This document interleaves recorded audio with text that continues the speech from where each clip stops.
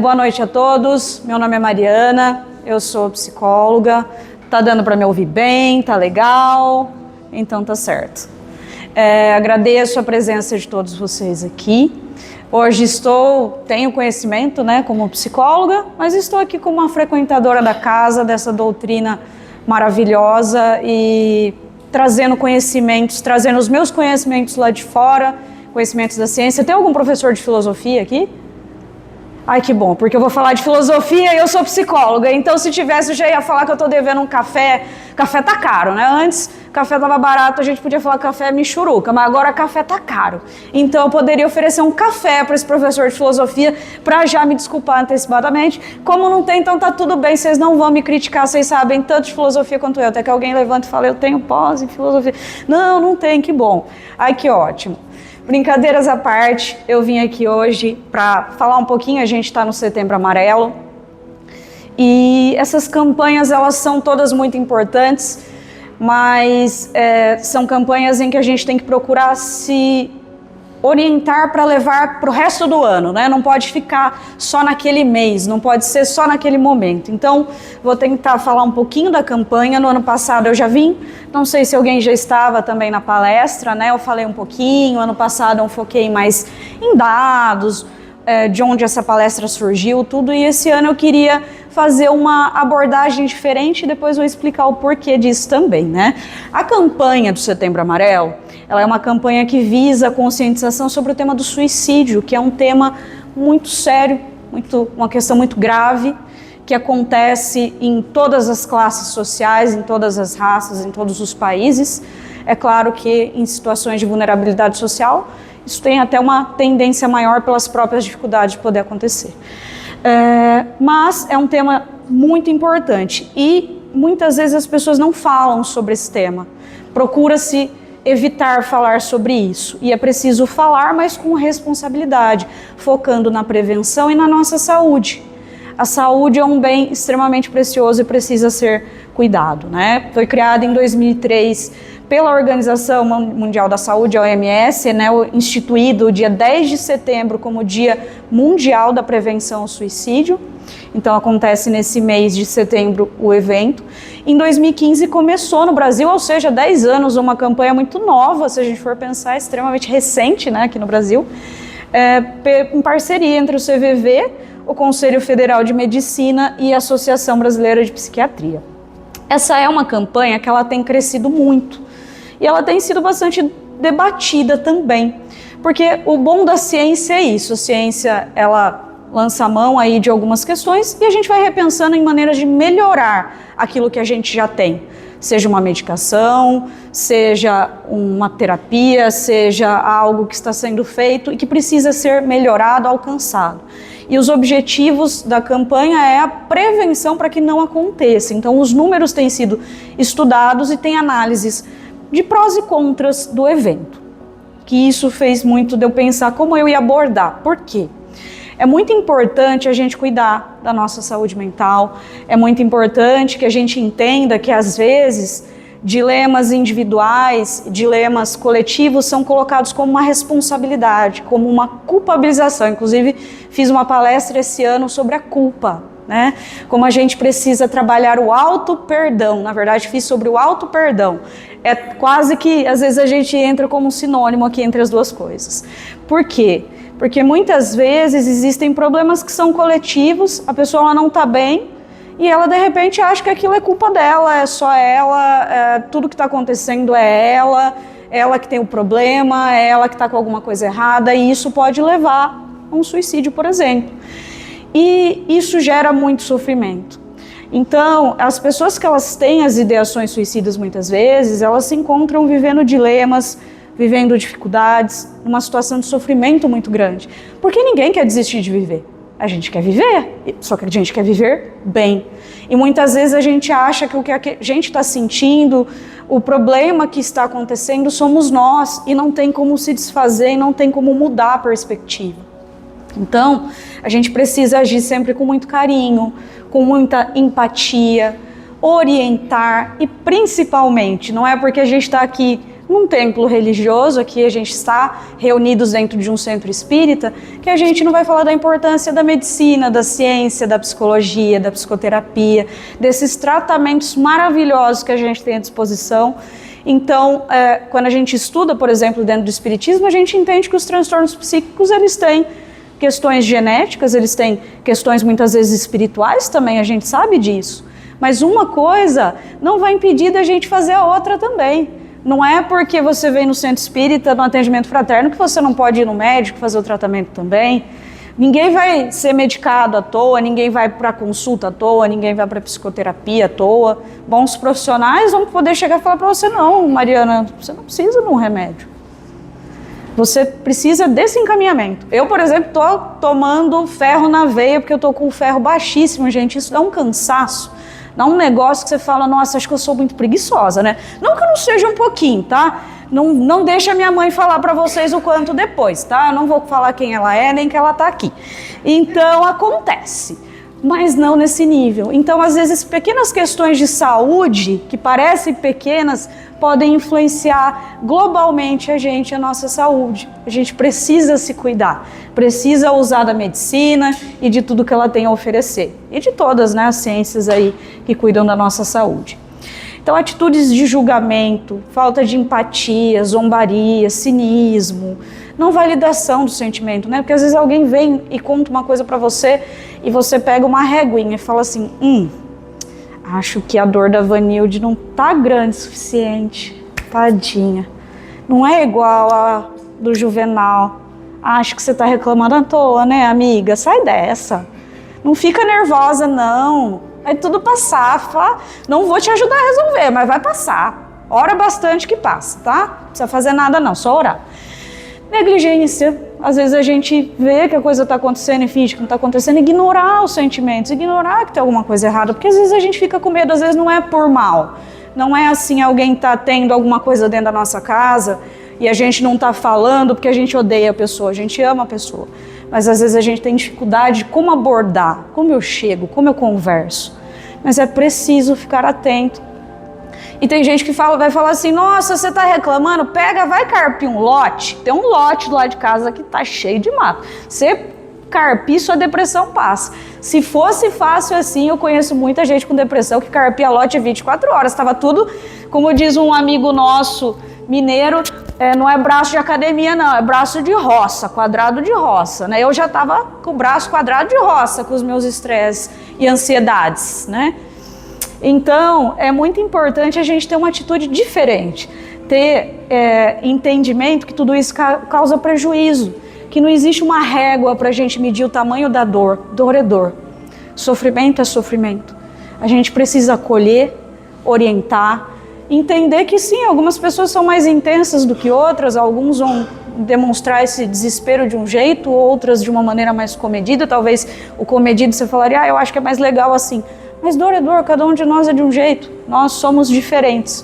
E isso é muito bom, porque se todo mundo fosse igual, o mundo seria um tédio, né? Então, é muito importante que a gente tenha que ter um ser humano ali na nossa frente em sofrimento. Muitas vezes as pessoas encontram na ideia do suicídio uma saída para a dor, para o sofrimento que elas estão sentindo, que às vezes é muito grande. E não cabe a ninguém julgar o sofrimento do outro. Às vezes a gente pode achar que é uma questão muito fútil que aquela pessoa está passando. Mas o que é futilidade? O que é sofrimento? Para aquela pessoa aquilo é difícil.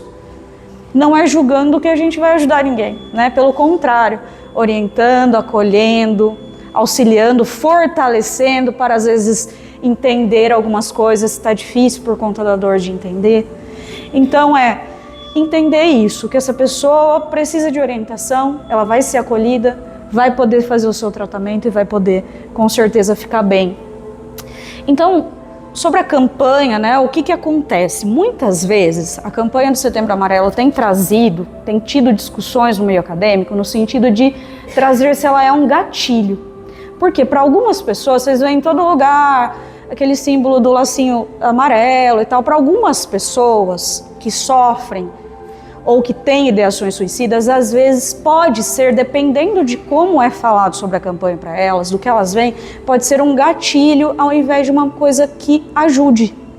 Então tem sido discutido como abordar, como falar sobre isso, como que a gente desenvolve o tema.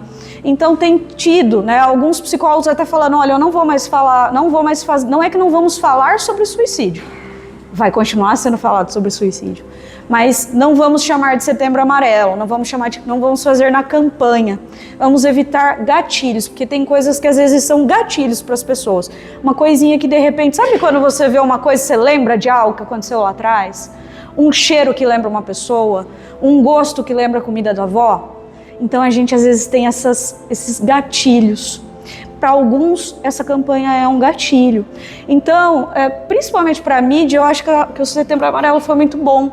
Porque, por exemplo, postar uma coisa super sensacionalista, com foto, com descrição de como a pessoa cometeu aquele ato, essas coisas assim não são boas. Porque a gente sabe que tem até algumas séries que tratam do tema, ou que tem um personagem que comete suicídio. Já ouviram falar do efeito Werther? Tem aquele livro, Sofrimentos do Jovem Werther. Quando esse livro saiu, do Goethe, não sei, acho que é Goethe que fala, é chique. Se tiver algum professor, me perdoe se eu falei errado o nome, tá? Minha mãe é professora, ai meu Deus. Então, quando esse livro saiu, houve um surto de suicídio, por exemplo. Foi um gatilho. Então, por isso, é muito importante que a gente pense em como falar e fale com responsabilidade. Porque a gente tem sim que falar, é diferente de repente eu ter um filho dentro de casa, marido, esposa, estão com um comportamento diferente, estou percebendo que está muito triste, não está se alimentando direito, está com um comportamento distante de como costumava ser antes. Eu estou percebendo que alguma coisa não está legal, significa que essa pessoa está com ideações, mas a gente previne, é esse que é o legal da campanha. É isso que, na verdade, a gente tem que fazer sempre. Antes de remédio, a gente previne para não ter que tomar o remédio, certo? Então, a gente tem que trabalhar para prevenir. Se você vê, claro, tristeza, tem dias que a gente só falta falar, caramba, quero ir embora para casa, game over, não dá mais, alguém me ajuda aqui, cansei da vida adulta, não quero mais pagar boleto, vou para casa. Mas aí você fala, não, mas eu tenho que pagar minhas contas, tenho que continuar no trabalho, eu não posso ir embora. Né? Brincadeiras à parte, tem dias que são difíceis, mas às vezes tem coisas quando elas se prolongam demais, quando existem comportamentos muito diferentes, aí a gente percebe, aí a gente conversa, oi, tá tudo bem? Posso te ajudar em alguma coisa? Como é que estão as coisas? E a escola, se é filho, né? E os amigos? O que está acontecendo? Conta pra mim, por isso que é muito importante a gente participar da vida das pessoas à nossa volta. E se a gente já perdeu alguém que deu os sinais e na época a gente não percebeu, também não é razão para se sentir culpado. Porque tem coisas que não vem um manual. Olha, Vanilde, vou te dar um manualzinho aqui. Quando o Adalto fizer isso, você faz isso, tá? Você fique atento. Tem coisas, vou citar minha mãe, ela fala, olha, eu não sabia disso, não tinha filha psicóloga, o que eu posso fazer, né? Agora eu sei, porque tem você aí falando na minha orelha.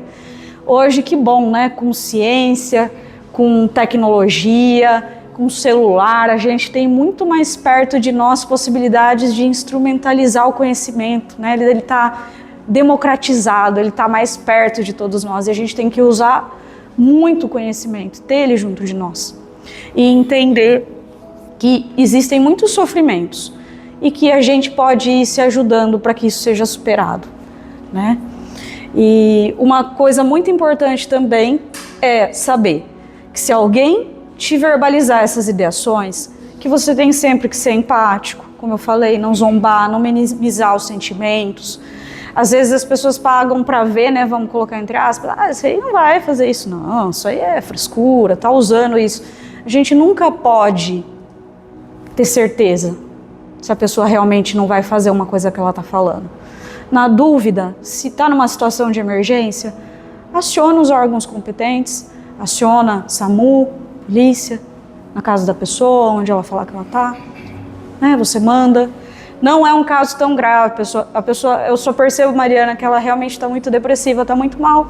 Beleza, conversa com ela, orienta um médico, não tem nenhum familiar, sei lá, você pode se oferecer para ir no médico com ela, ou fazer uma ligação para marcar a consulta, ou vou falar com um familiar seu, fulano, você mora com a sua mãe, tudo bem eu falar para ela que a gente conversou, que eu percebi que você não está muito bem, para ela só te acompanhar, te levar no médico, para você passar por uma consulta? Eu acho que com jeitinho a gente chega muito mais longe do que a gente imagina. Às vezes a gente acha que a gente vai ser muito mal recebido nas coisas que a gente coloca. Mas quando alguém está em sofrimento e ela recebe um acolhimento assim de empatia, sem julgamento, isso tem uma força tão grande que se você falar que vai conversar, em outras circunstâncias ela até não deve, né? Se fosse com a mãe, né? Se fosse com o pai, se fosse com o irmão, se fosse com o marido, talvez ela brigasse, mas com você não. Ela fala, beleza, fala. Por quê? Porque a gente precisa garantir que a pessoa vai no médico, que ela vai se tratar. Mas emergência sempre acionem os órgãos que são necessários. Avisar a pessoa que vai falar, né, com alguém de confiança, orientar a procurar. Não tá num caso grave, emergencial, a Mariana é uma pessoa super responsável, ela só não tá bem, perceba que ela tá precisando. Você já pensou em ir no psicólogo? Já pensou em ir no psiquiatra? Olha, eu acho que você iria se beneficiar muito desse tratamento. Isso não é mais tabu, né, gente? Hoje, quando eu falo que eu sou psicóloga, especialmente quando eu tô atendendo adolescente, às vezes, alguém um pouco mais jovem, assim, eu falo, olha, pessoas mais velhas, se pegaram uma outra fase que você falasse que você vai no psicólogo e iam falar que você é doido, ok, mas você é muito jovem para isso. Hoje em dia já se tem uma ideia muito diferente de psicólogo. Quando eu era criança, eu não quis ir no psicólogo porque eu falei que era coisa de gente doida, tá? Olha que ironia. Não existe, né, esse termo, loucura. O que é normal? O psicólogo é um profissional que vai te ajudar a se fortalecer, a lidar com o seu sofrimento, a lidar com essas questões que são necessárias para ter uma vida com maior qualidade, para manutenção de uma boa saúde mental. E é isso. E não tem vergonha nenhuma de ir em psicólogo, de ir em psiquiatra. Se a gente não está bem com alguma coisa, a gente tem mais é que correr e cuidar da nossa saúde. Porque a gente tem direito de viver e viver muito bem. Diga-se de passagem, não é só viver, viver bem. E a gente sempre procurar não expor o tema de uma maneira que seja gatilho, né? Falar de uma maneira respeitosa, não é ter medo de falar sobre isso, né? Se alguém vem conversar, fala, não, não posso falar sobre isso, deixa eu ligar para um psicólogo aqui. Escuta. A empatia é essa coisa bonita de você ouvir sem julgar, ao contrário de simpatizar, que a gente começa a dar palpite. Você não precisa dar palpite, você só escuta. Olha, eu não consigo imaginar como você está se sentindo, como deve estar sendo difícil para você, mas estou aqui para te ouvir. Tamo junto, hashtag tamo junto. Que é isso, às vezes a gente só quer alguém para nos ouvir, alguém para não nos julgar, alguém para falar, tudo bem, tenha seu chilique aí em paz, né? Porque vocês já ficaram muito bravos quando você tá lá xingando, não acredito que aconteceu isso, daí vem alguém assim, normalmente essa pessoa sou eu, tá? Às vezes, é que eu também xingo, tá, gente? Acontece, pergunte pra minha família. Mas calma, fulano, vai ficar tudo bem, eu não quero ficar calma, eu só quero xingar, deixa eu xingar em paz, eu sei que não vai atrair nenhum bom espírito, eu sei que não é legal, mas agora eu só preciso xingar um pouquinho, que eu bati o dedinho na quina que eu quero ser feliz.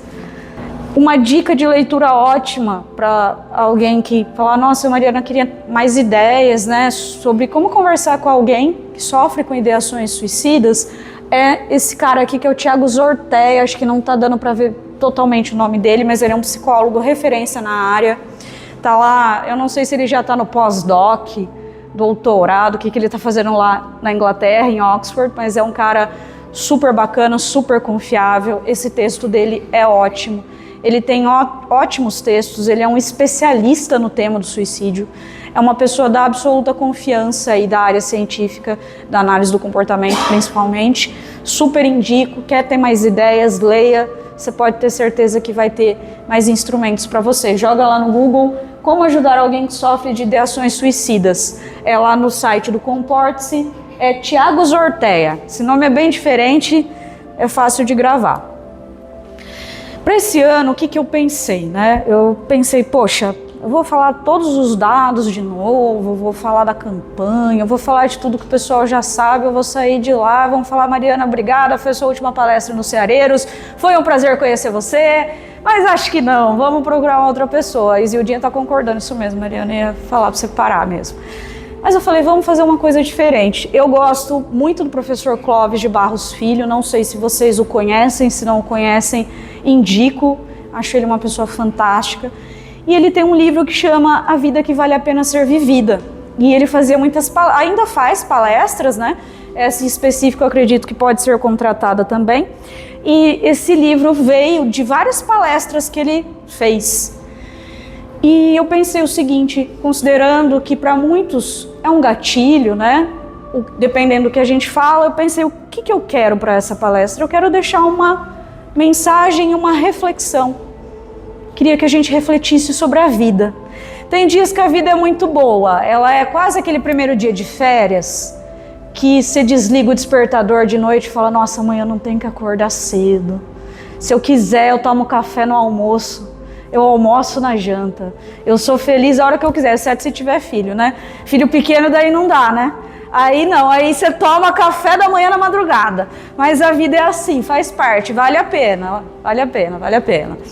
Mas tem dia que a vida é o dedinho batendo na quina, né? Que você solta uns 10 palavrões, daí você lembra que você é espírita e você volta pro prumo.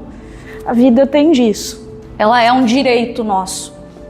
A vida, eu quero refletir um pouquinho mais com vocês, depois a gente vai falar um pouco de espiritismo, mas trouxe esse livro do Clóvis porque ele traz alguns conceitos sobre a vida boa, a partir da contribuição de alguns autores da filosofia.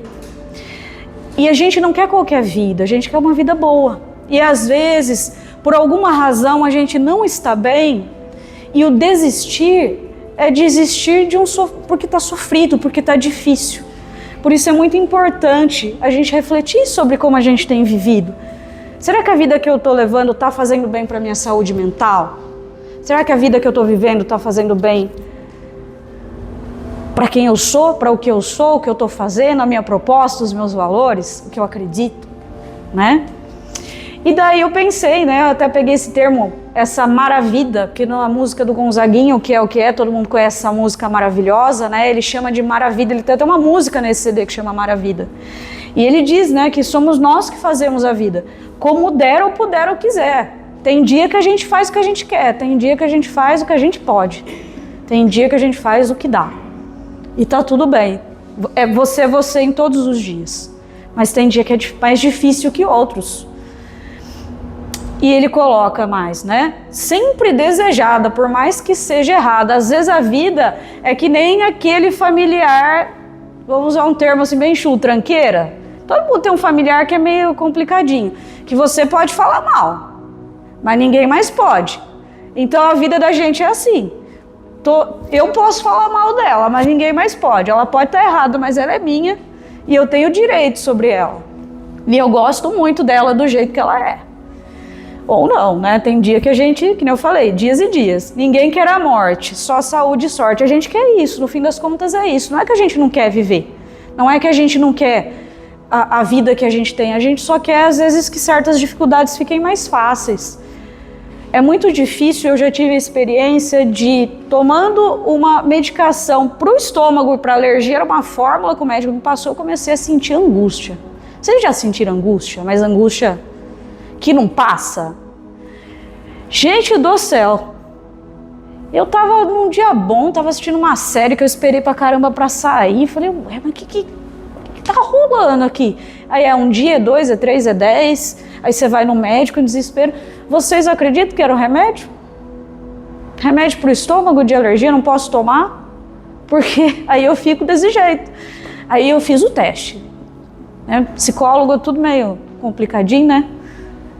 Falei, vamos testar. Tomei, tive realmente aquela angústia horrível. Parei, tive que parar de tomar. Hoje eu sei que se eu tiver um episódio alérgico, esse remédio eu não posso tomar. Então, cada um de nós é único. Tem sensações que são muito difíceis, mas que são possíveis da gente passar por elas. Então, com ajuda, com os tratamentos corretos quando necessário, se fortalecendo, eu convido a gente a falar um pouco sobre a vida boa.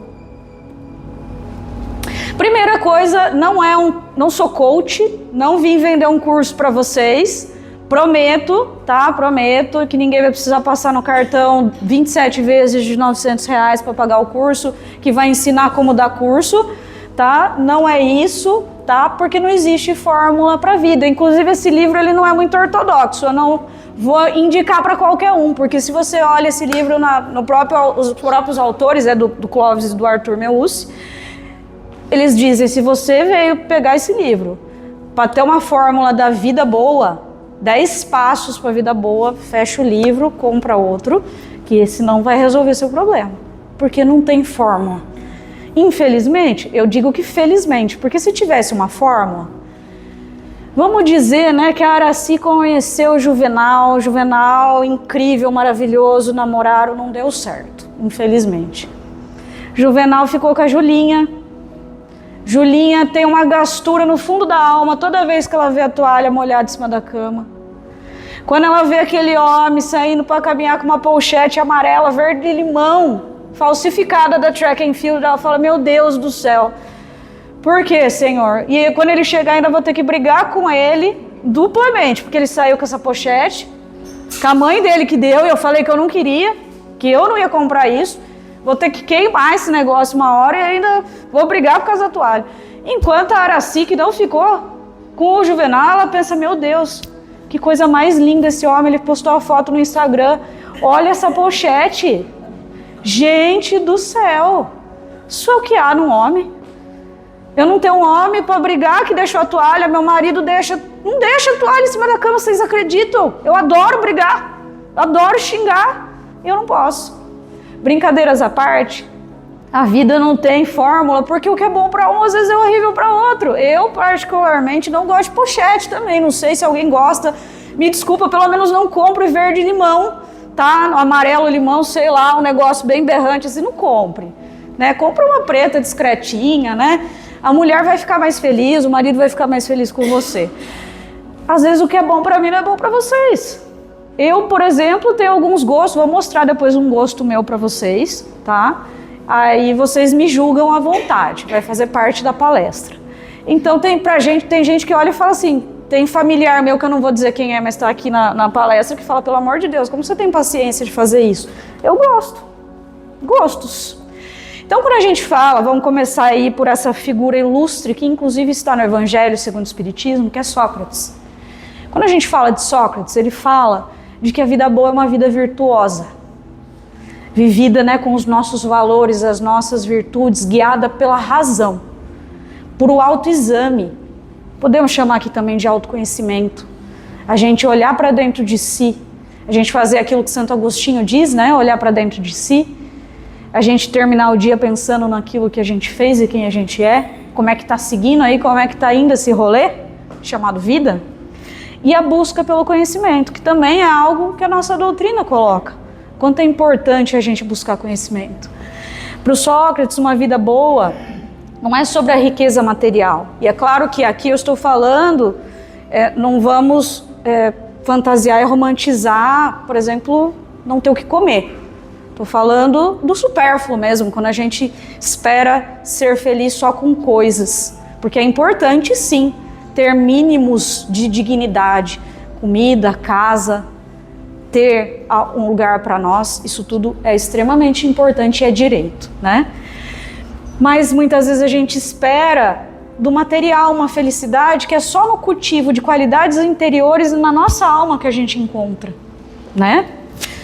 Ou seja, para ele tem uma máxima muito famosa que é: uma vida não examinada não vale a pena ser vivida. Ou seja, uma vida boa, ela tem o uso da razão através da capacidade da gente se questionar a nossa própria existência e buscar o conhecimento. E por que não também o autoconhecimento? Quando a gente se conhece, quando a gente busca conhecimento, quando a gente busca conhecer, a gente com certeza está mais perto de uma vida feliz. Mas um ponto altíssimo da palestra do Clóvis, que a gente vai discorrer um pouco aqui, que é super importante, que é bacana, foi o que Aristóteles colocou no uso do total potencial de nós mesmos, do potencial de si, a excelência. Para o Aristóteles, ele coloca que é preciso olhar para fora. e que os filósofos gregos daquela época, eles acreditavam na ideia de um cosmos, de um universo onde tudo tinha um lugar, onde havia uma harmonia natural. E se existe isso, a gente também teria um lugar. Aí por enquanto vocês falam, Mariana, onde você está querendo chegar? A doida vai no centro espírita, leva um livro de filosofia, não é filósofa, é psicóloga, tá falando de Aristóteles, o que eu tenho a ver com isso? O que isso tem a ver com o Setembro Amarelo? Calma que a gente chega lá. Ele dizia mais um negócio, que daí você olha e fala, meu Deus do céu, o que é isso? Ele falava de eudaimonia. Inclusive no Evangelho segundo o Espiritismo a gente falava, né? Daimon não significa demônio, não é isso, tá? Para ele, essa eudaimonia se traduziria aí como uma vida florescente ou uma felicidade plena. Para ele, o bem supremo e o propósito da vida, o propósito último, seria alcançado não através de um prazer momentâneo, fugaz, mas de uma prática constante de virtudes morais e intelectuais. Um estado de autorrealização, onde a gente viveria de acordo com a nossa natureza, atingindo uma excelência máxima nisso que a gente é, culminando numa vida plena, significativa e satisfatória. Socorro, Deus, já perdi tudo. Então vamos falar agora, aí vocês vão falar ainda mais, socorro, Deus vezes 2, né? Ao cubo.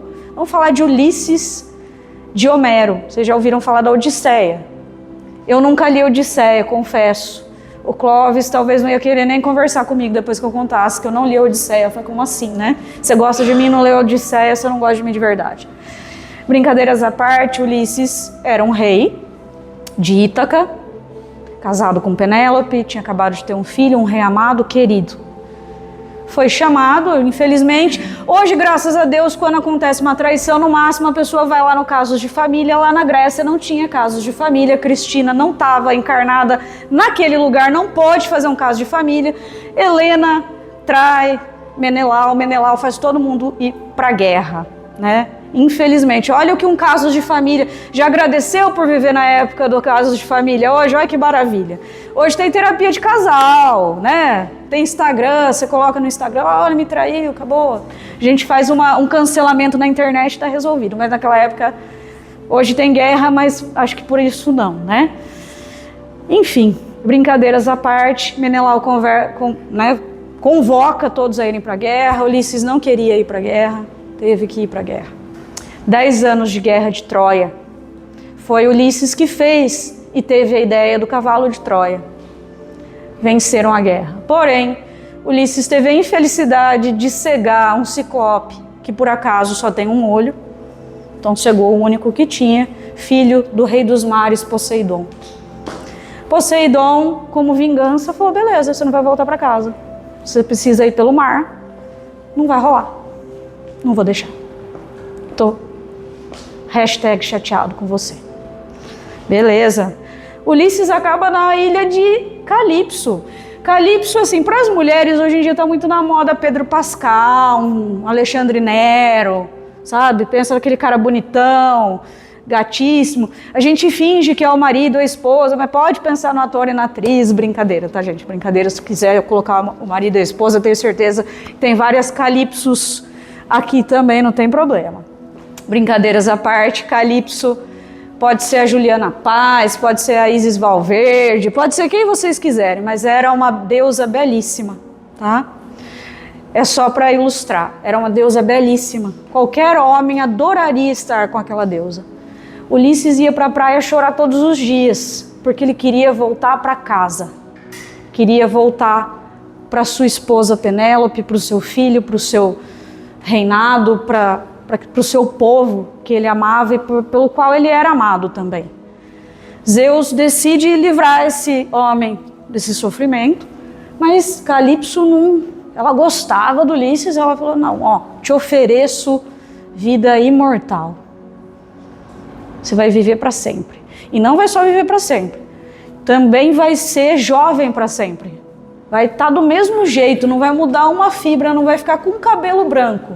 Eu queria ter tido essa oportunidade antes dos 24 anos que surgiu o primeiro cabelo branco. Não aconteceu, continuo o cabelo branco e vou assumir ele até o final. Ele não quis. Aí qualquer um, vamos combinar que muita gente diria assim, num lugar paradisíaco, numa ilha, com uma mulher maravilhosa, ou poderia ser um homem maravilhoso para a gente imaginar o contrário. Todas as riquezas, uma deusa que pode conceber o que eu quiser, imortal. Por que não ir? Porque não era o lugar dele. Porque não era ali em que ele era feliz, não era ali em que ele podia ser quem ele realmente era. Não era onde a potência dele se encontrava, não era onde estava a sua felicidade. No Evangelho não diz? No Evangelho de Mateus diz assim, que aonde está o teu tesouro, lá também está o teu coração. Aonde está o nosso tesouro é o que é mais valioso para nós. Era a família, era aquele lugar onde ele tinha um compromisso. Então, o que é essa eudaimonia? O que é essa excelência, essa natureza? Entender qual que é a nossa potência, qual que é a nossa capacidade. Em alguma coisa, a gente é muito bom. Eu, por exemplo, acho que eu falo razoavelmente bem. Eu gosto de falar, não sei se quem está me ouvindo está gostando, mas eu gosto de falar. Eu me sinto bem falando. Tem gente que se sente bem ouvindo também, é uma outra faceta, afinal sou uma psicóloga. Tem gente que faz muito bem pintura, tem gente que canta muito bem, tem gente que escreve muito bem. Claro que eu não vou nem me comparar, estou falando o que eu gosto, não estou falando da minha potência. Tem gente que é famoso até porque faz muito bem. O The Town estava pegando fogo esse final de semana porque tinha cantores lá que tem gente que gosta muito porque faz muito bem o que faz. Né? Então, nós temos aptidões, nós temos capacidades. E naquilo que a gente se propõe a fazer, a gente é bom. E para esse filósofo, o Clóvis coloca, quando a gente está no nosso lugar certo, o que é o lugar certo? Onde você consegue colocar essa potência que você tem, seja de falar bem, cantar bem, se comunicar bem, vender bem, comprar bem, construir bem, vender bem. Você é bom, você faz bem. E você faz com excelência.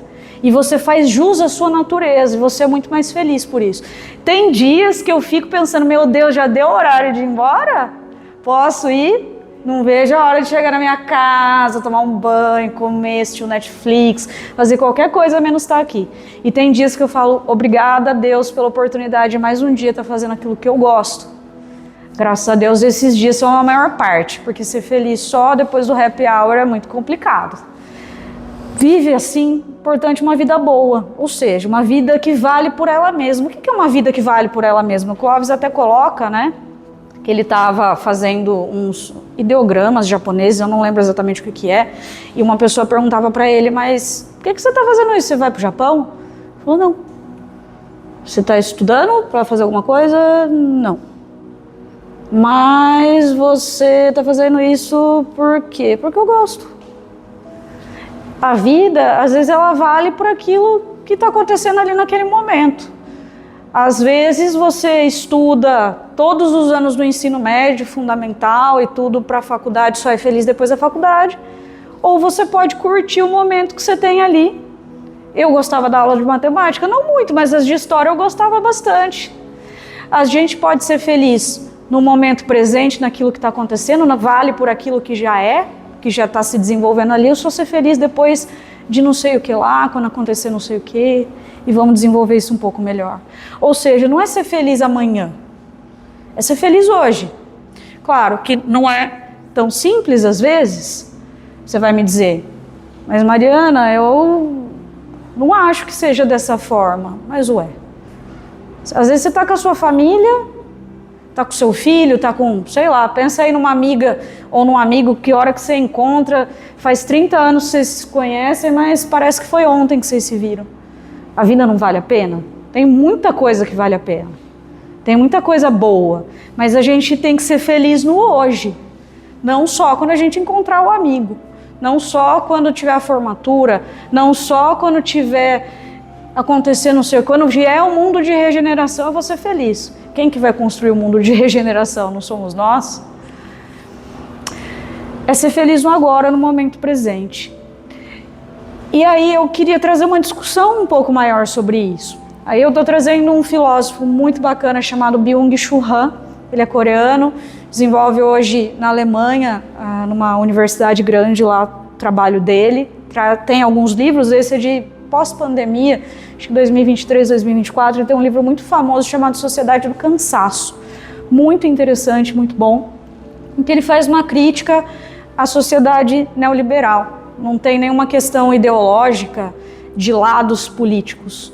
É que nem pai e mãe, às vezes a gente critica, a gente ama muito, mas a gente critica porque tudo tem alguma coisa que pode ser melhorada. O que ele critica na sociedade neoliberal? Ele critica que essa sociedade acabou por criar uma cobrança de produtividade e eficiência excessiva, o que causa fadiga mental. Eu falo, Mariana, mas como assim, né? Hoje a gente tem um excesso de informações. É muito bom o IA, é muito bom a inteligência artificial. Eu uso muito, ChatGPT e eu estamos best friends aí, forever. Dependendo de como a gente usa a IA, ela é muito boa. Tem muita tecnologia, tem muita coisa. Mas, nos trabalhos, em tudo que a gente se propõe a fazer, muitas vezes a gente começa a se cobrar de uma maneira excessiva, que vai além dos limites. Não é essa excelência, por exemplo, vou fazer o melhor, porque eu gosto, porque eu estou usando minha potência, porque eu estou usando... É claro que nem eu falei, tem dia que eu quero ir embora do trabalho mais cedo, se puder.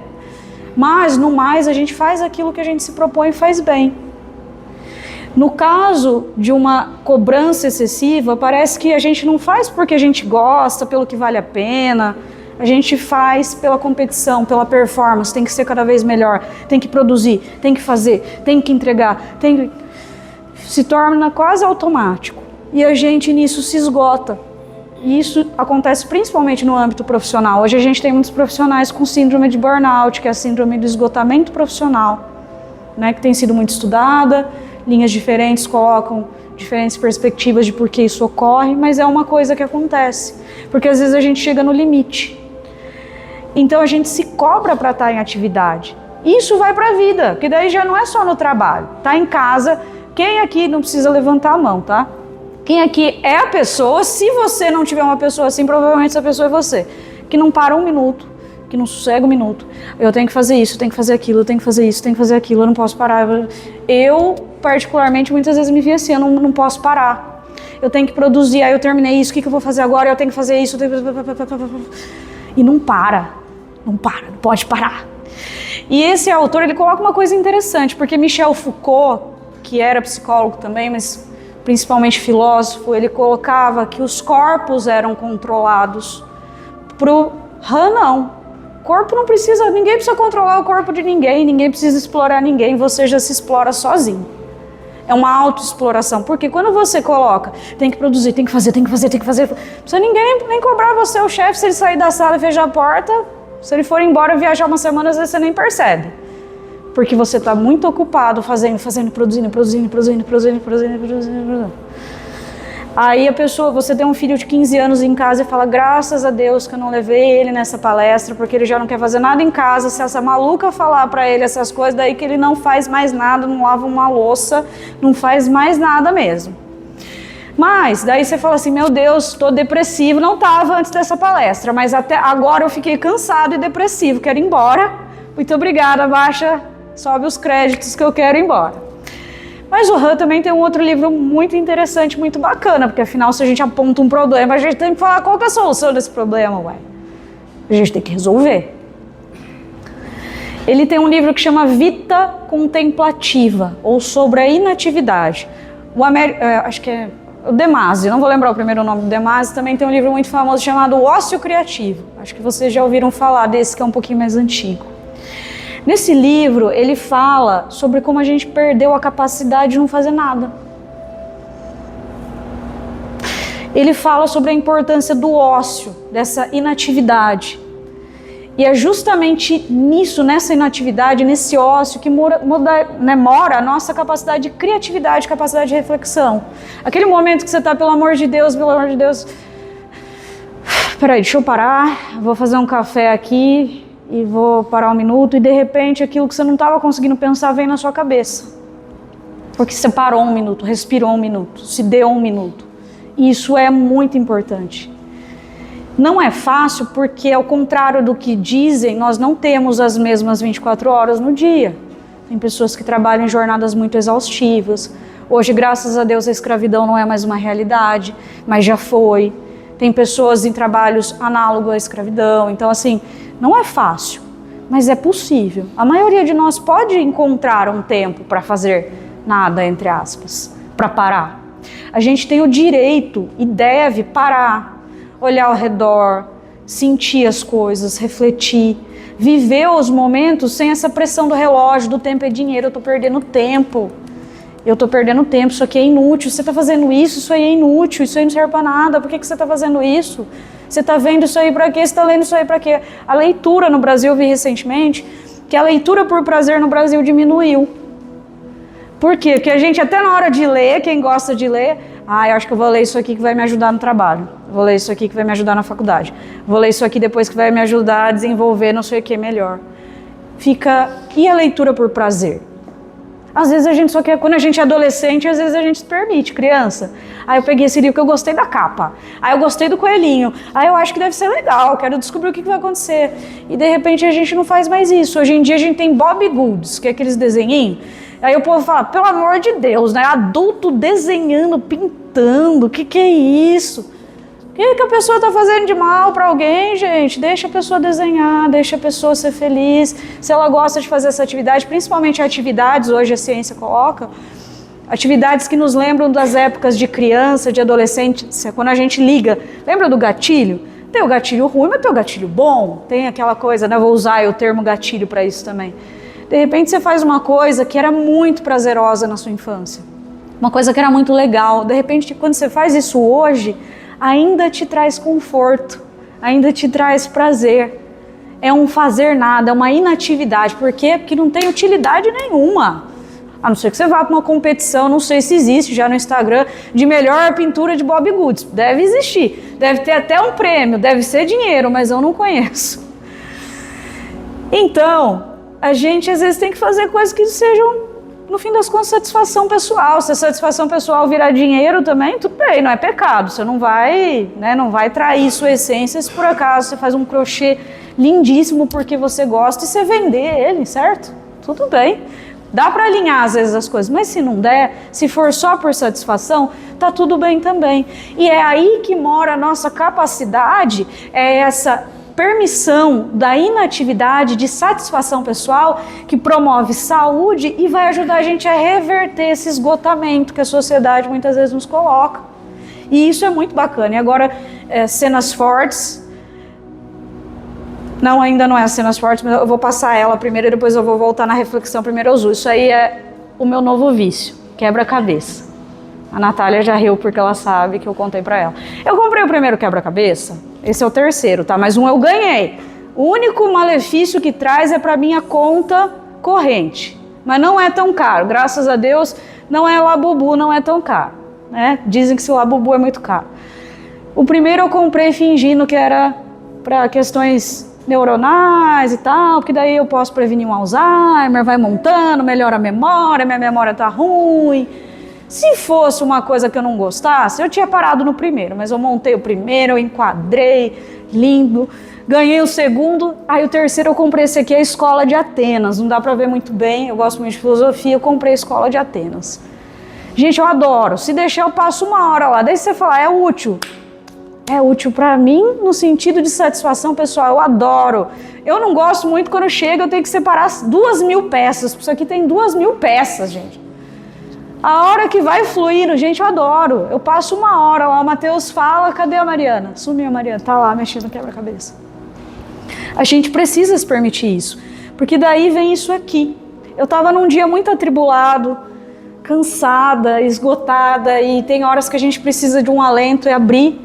Falei, Deus, eu preciso de uma mensagem. Preciso que o Senhor me diga alguma coisa que eu tô no meu limite.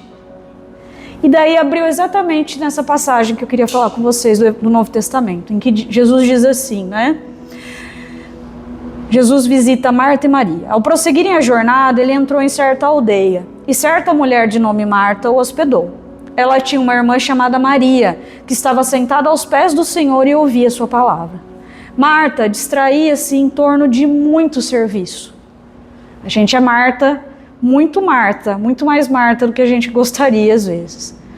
Colocando-se de perto, disse, Senhor, não te importas que minha irmã me deixe servir sozinha? Dize-lhe, pois, que me ajude. Em resposta, o Senhor lhe disse: Marta, Marta, inquieta-te e te agitas a respeito de muitas coisas, porém é necessária uma. Assim, Maria escolheu a boa parte que não será tirada dela. O filho adolescente nessa palestra ia ser um problema, mas a gente trouxe desavisado, vai chegar em casa e falar: mãe, eu não vou fazer nada porque eu não quero ser a Marta, eu quero ser a Maria. Tem a parte boa, eu quero a parte boa. Brincadeiras à parte. Mas muitas vezes é isso. A parte boa, né, esse símbolo da parte boa, ela esteve ali com Jesus. Por quê? O trabalho doméstico pode esperar às vezes, mas uma palavra, um momento importante, um gesto de carinho, a visita a um doente, a caridade consigo mesmo de falar: vou deitar um minutinho para descansar porque eu não estou aguentando o cansaço. Isso é importante. A gente tem que se permitir parar, descansar. É importante sim, o serviço precisa ser feito, tem responsabilidades que nos aguardam, a vida ela é real, a gente tem que ser realista. Que nem o filho chorando com 5 meses no quarto: agora eu vou deitar e esperar um pouquinho ele que chore. Não dá. Eu preciso ir. Tem eu e eu tenho que ir. Esse ser humano precisa de mim. Eu preciso analisar contextos. Mas aqui tenho certeza que nós somos pessoas com essa sabedoria, esse senso. Não é aí que a gente se perde. É no não respeito a nós mesmos e aos nossos limites. A gente passa do limite. A gente às vezes se cobra excessivamente. A gente internalizou uma cobrança e às vezes parece que tem um juiz o tempo todo ali, ó. Não precisa ninguém falar mais. Você já é o próprio juiz dentro da sua cabeça. Muitas vezes sendo muito cruel com você. É preciso sim, mas viver em equilíbrio, dosando as nossas responsabilidades e o que é valoroso. Viver bem para que a gente possa ter uma vida boa, com qualidade. E daí ele fala do Cristo, que foi uma pessoa extremamente importante, que trouxe uma mensagem extremamente importante. Esse não é um livro religioso, mas ele menciona Jesus Cristo. Por quê? Porque o cristianismo ele rompeu com o pensamento aristocrático. Principalmente na Grécia Antiga, eles tinham o pensamento de que existia naturalmente um lugar. Alguns eram superiores a outros. Quem era filósofo não era artesão, não era escravo. O meu lugar é esse, eu sou superior, você é inferior, e é isso. Não é muita gente que falava de sangue azul, eu tenho sangue real, isso, aquilo. É como se fosse naturalmente um superior sobre os outros. E daí vem Jesus, com essa figura de pura humildade. Para alguns ele era tipo: meu Deus, eu achei que Deus estava lá em cima. Mas não, esse homem é Deus aqui, eu posso tocar nele, eu posso conversar com ele. Ele é acessível a mim. E daí ele traz para a Terra essa mensagem profunda de igualdade. Nós somos todos iguais. Ninguém é diferente de ninguém. E ele viveu isso em cada ato e cada palavra. Ele foi fiel até o final àquilo que ele acreditava e não mudou nenhuma vírgula, porque eu, quando visse a cruz, tinha vazado: boa sorte, humanidade, beijo para quem fica, hashtag parti, se virem. Ele não, ele ficou até o final. Ele foi crucificado, ele não tinha nada do que ser acusado, mas ele ficou. Ele viveu até o final a sua mensagem. E ele coloca, né, o Clóvis e o Arthur colocam no livro, que o valor moral advém para Jesus, para a filosofia da vida boa de Jesus, é o que a gente faz dos nossos talentos, a parábola dos talentos, que está totalmente coerente com aqui essa proposta de Aristóteles. A gente tem um talento, a gente recebeu, a gente tem dentro de nós um talento. E afinal, existe uma liberdade de cada um de usar esse talento como desejar. Toda e qualquer reflexão a respeito da vida de cada um deve ter de plano de fundo a igualdade. A gente sai dessa ideia de uma vida de privilégios e de uma desigualdade natural. Não existe ninguém melhor do que ninguém, somos todos iguais. E todos nós temos um talento que a gente recebeu. A vida boa ela vai depender menos da sua natureza, do seu nome, do seu sexo, da sua cor, da sua raça, da sua religião, e mais daquilo que você é. E como você delibera daquilo que você é. Se a moral está no uso desses talentos, a gente se objetiva nas condutas, na nossa ação concreta no mundo. E Jesus ainda traz uma mensagem ainda mais importante, que as pessoas que você ama, a vida não acaba. Ame abundantemente porque elas estarão com você quando estiver do outro lado. A vida não termina aqui. E a gente vai continuar se amando e nada do que acontecer não vai valer a pena. Eu vou até pular um pouquinho aqui porque eu acho que o meu tempo já está quase estourado. Não sei o quanto eu tenho aqui ainda, mas vou tentar ser bem rápida. E agora a gente vai falar de espiritismo para conectar todos esses pontos que por algum momento podem parecer que não tem nada a ver uns com os outros. O Kardec pergunta aqui na questão 789 para os espíritos: o progresso fará com que todos os povos da Terra se achem um dia reunidos formando uma só nação? E ele responde que uma só nação não é possível, por conta das diferenças de pensamentos, tudo, e também do tamanho desse mundo, né, que é bem grande. Mas não precisa ter uma nação só, porque quando a lei de Deus, a lei humana, né, for praticada pelos povos de caridade, como indivíduos, a gente vai viver feliz em paz. Ninguém vai causar problema ao outro, ninguém vai fazer mal para o outro. Então, nós nos impactamos, nós nos influenciamos, a gente está o tempo todo lidando uns com os outros. E a maneira com que a gente age, por isso que não tem data para o mundo de regeneração. O mundo de regeneração, o mundo ele vai continuar o mesmo. Quem muda são as pessoas. A Terra não vai passar por uma transformação, você vai acordar, vai virar os Jetsons, né? Tudo inteligência artificial, você vai falar, meu Deus, agora eu vejo em 3D, vejo 75 cores. Não. Você muda. Isso muda todo o resto. As pessoas mudam. A Terra continua a mesma. A questão 806. É lei da natureza a desigualdade das condições sociais? Porque daí a gente também fala, tá, beleza, uns têm mais que os outros. E aí? Não. Não é uma lei natural. Lei natural o quê? Lei natural é lei de Deus. Ele está dizendo, não é uma lei natural. A desigualdade é obra do homem. Deus não tem nada a ver com isso, não é obra de Deus. Ou seja, quando a gente fala de saúde, também é importante pensar que como que as desigualdades acabam? Com as nossas mudanças, com o nosso esforço para que os outros tenham os mesmos direitos que nós, para que os outros conquistem as mesmas coisas que muitos de nós têm, outros têm mais, outros têm menos, mas uma vida digna, uma vida de dignidade. Infelizmente, a gente tem que compreender que isso ainda não chegou para todos, mas vivendo o exemplo de Jesus, aos poucos as coisas têm melhorado, continuarão melhorando e a gente chega lá. E aí ele pergunta se é possível então ser feliz na Terra, porque se a gente vive num mundo difícil, as pessoas ainda não chegaram, né, nessa evolução como esperado. É possível ser feliz? E ele concebe-se que o homem será feliz na Terra quando a humanidade estiver transformada, quando for um mundo de regeneração, não é ainda, no mínimo, a regeneração. Mas enquanto isso não se verifica, poderá alguém conseguir uma felicidade relativa? Ele coloca que o homem é quase sempre obreiro da sua própria infelicidade, infelizmente. E que é praticando a lei de Deus, que a muitos males ele se forrará, ou seja, ele evitará, e proporcionará a si mesmo uma felicidade tão grande quanto comporte a sua existência grosseira. Ou seja, é possível ser feliz aqui sim. E digo mais, ninguém nasceu para sofrer, a gente nasceu para ser feliz. Olha que ótimo.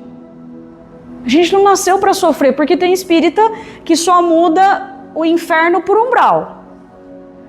Esse aí vai ver na próxima vida o que vai acontecer com ele. Deixa ele fazer isso. Eu não vou falar nada porque eu sou espírito superior, eu não faço essas coisas. Espírito superior não critica ninguém. Quem somos nós para julgar? Mas ele vai ver só, né? Mas não, a gente está aqui para sofrer, não. A gente está aqui para se ajudar e para ser feliz. A gente tem direito de ser feliz. Não é pecado ser feliz. Ser feliz é importante. A gente só não consegue ser mais feliz do que a gente é, como diz os espíritos aqui, porque o nosso corpo e a nossa evolução espiritual não comporta algo além disso. Porque a gente vive num mundo de provas e expiações e a gente está num nível de evolução que ainda é compatível com ele. Mas, conforme a gente vai se depurando, fazendo nossa reforma íntima, a gente tem ainda mais possibilidades de atingir a felicidade. A gente tem que entender a importância da paciência. Paciência também é caridade. Cada um de nós, muitas vezes, enfrenta desertos áridos na vida. A gente, muitas vezes, viveu dias que você falou, não vou sair daqui, de hoje eu não passo. Mas passou e está aqui hoje. Então, se isso passou, por que não passariam outros problemas? Por que outras situações difíceis também não viriam ao seu fim? Tudo se resolve, tudo passa, e às vezes é preciso ter paciência, principalmente consigo. É preciso que a gente tenha um esperançar. É mais do que ter esperança e só orar e falar, Deus resolve todos os meus problemas, mas Deus, o que queres que eu faça? O que eu devo fazer para que essa situação que está difícil hoje fique diferente? E se precisar de ajuda, é ajuda que terá, espiritual e física, de pessoas queridas, de profissionais, de todas as ações que forem necessárias, porque não tem nenhum problema. A gente está aqui para se ajudar. O objetivo é esse. A caridade é primeiro com a gente, se amando e se querendo bem, e depois com o próximo. E ele continua aqui falando, né, que Jesus sofreu muito mais do que todos nós sofremos, mas que a gente está aqui. A gente tem um passado a espiar, a gente sabe disso. Às vezes ele é de outra vida, às vezes ele é de ontem.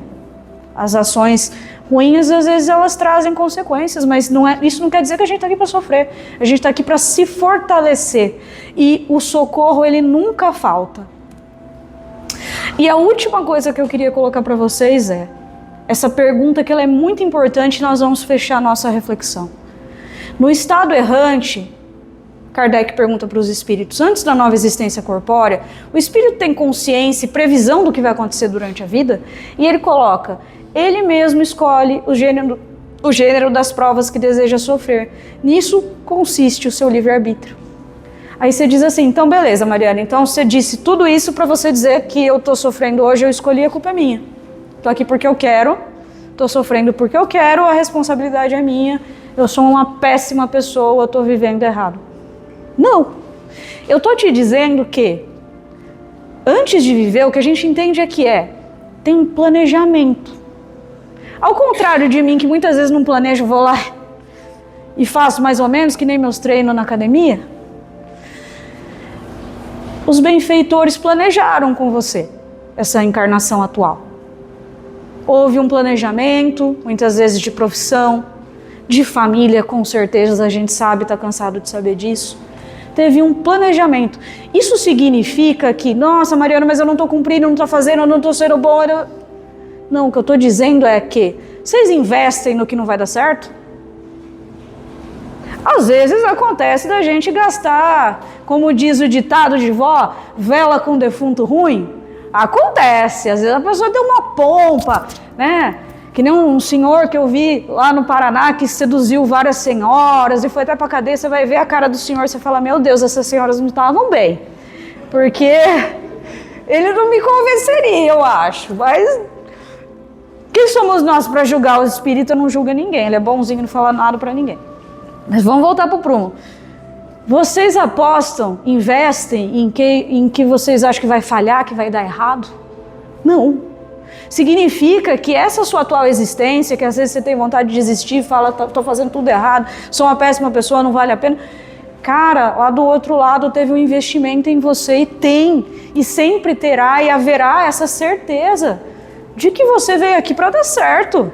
Foi planejado e foi concedido porque os benfeitores espirituais, porque Deus e porque você mesmo acreditou. Claro que às vezes pode ser que lá do outro lado você tenha acesso a umas outras vidas, você fala, Jesus Cristo, eu fiz tudo isso, meu Deus, vou passar a vida inteira ajoelhado no milho para ver se resolve.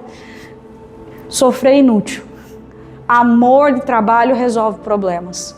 Se impor sofrimentos não vai muitas vezes resolver, mas às vezes a gente escolhe umas coisas que é um pouquinho mais pesada, talvez até do outro lado, mas Deus sempre nos ajuda a recalcular a rota, sempre tem uma segunda oportunidade, sempre tem um outro jeito, sempre tem uma outra forma.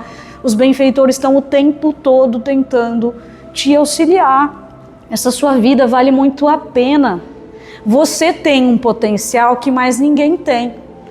Tem coisas que você faz em que você é muito bom. Vocês têm um colega de trabalho engraçado? Que quando ele falta, todo mundo fica, nossa, tá meio triste aqui hoje. Ou sei lá, é alguém acolhedor, o colega engraçado tá, mas você tá deprimido hoje. Você quer aquele que fala, não, eu vou fazer um chazinho pra você, vai ficar tudo bem. Ou tem aquele colega que ele não é nem engraçado, nem acolhedor, mas ele é pau pra toda obra. A hora que o negócio vai pro brejo, é ele que você chama, porque ele te ajuda. O que tem que resolver? Bora. Eu dou a bronca em você depois, vamos resolver primeiro isso aí. A gente é muito bom em alguma coisa. E isso não é uma coisa de coach barata, sabe? Palavras vazias. Porque a gente sempre tem alguém que nós amamos muito. Tenho certeza que se vocês pensarem em alguém muito querido, alguém muito carismático, alguém que vocês gostam, porque às vezes é muito difícil olhar para nós, vocês vão ver o quanto tem pessoas especiais fazendo coisas boas e especiais também. Então, a vida, ela vale a pena ser vivida. Ela é nossa. Eu queria que a gente refletisse hoje que não tem uma receita para a vida boa, mas tem potencial em cada vida aqui e nas pessoas à nossa volta, que muitas vezes estão adoecidas, que muitas vezes estão deprimidas, estão precisando de auxílio médico, de auxílio psicológico, de orações também, de uma orientação, mas que tem total possibilidade de passar por isso, porque ela tem uma vida que foi muito planejada lá do outro lado, porque tem muita gente apostando que ela ia dar conta, porque a gente escolhe as provas, por quê? Porque a gente sabe quais são as nossas dificuldades, o que a gente precisa melhorar, qual que é o dilema, qual que é o desafio. Você fala, não, eu preciso trabalhar isso, nessa vida eu vou trabalhar isso, e aí a hora que chega na ferida, dói. Tem hora que é difícil escutar algumas coisas, tem hora que é difícil se ver diante de certas coisas. Por isso que a gente não está sozinho, nem na forma de pessoas, nem na ausência de Deus.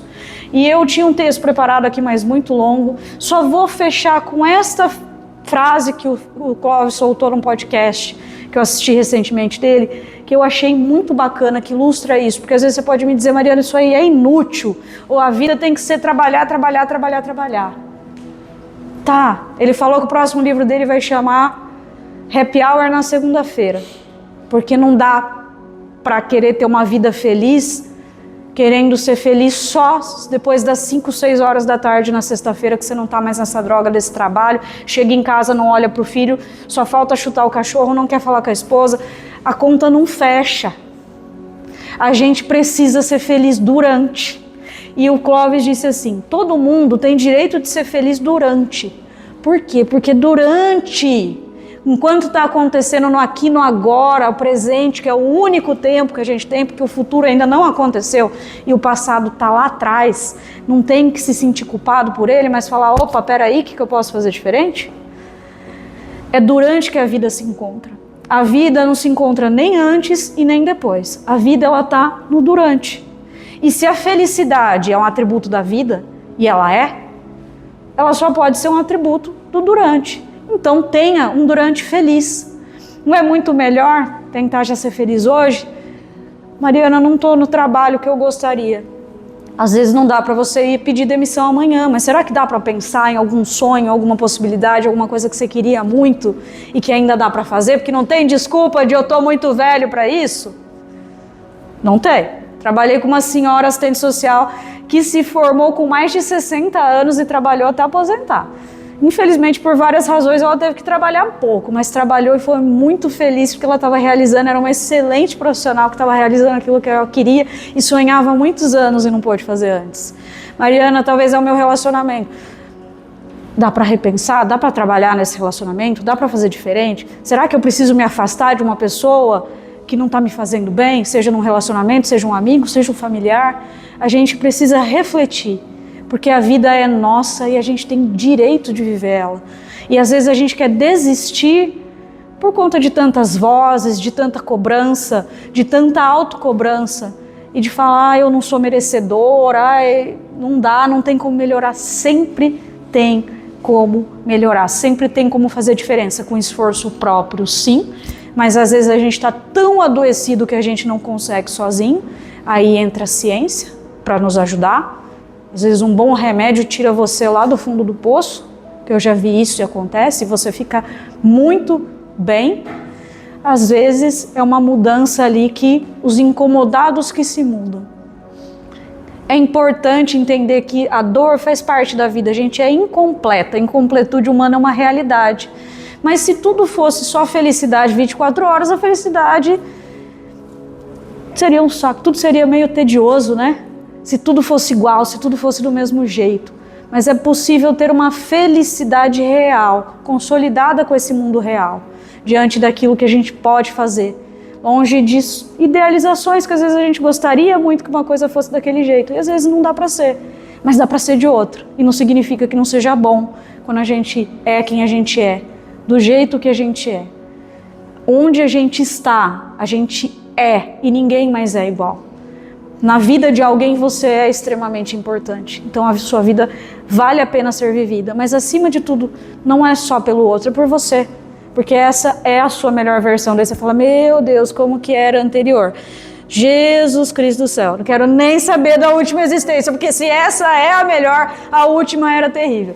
Brincadeiras à parte, essa é a nossa melhor versão. Que bom que a gente chegou até aqui, a gente está muito melhor. E que a gente possa continuar sendo.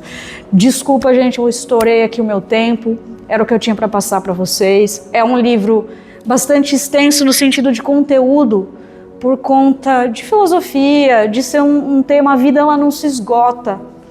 Mas não existe uma vida, né? Não vim vender coach de quebra-cabeça. Agora ela vai terminar, vai vender agora o novo coach de quebra-cabeça, né? Você vai montando e resolvendo um problema da sua vida. Não, não é.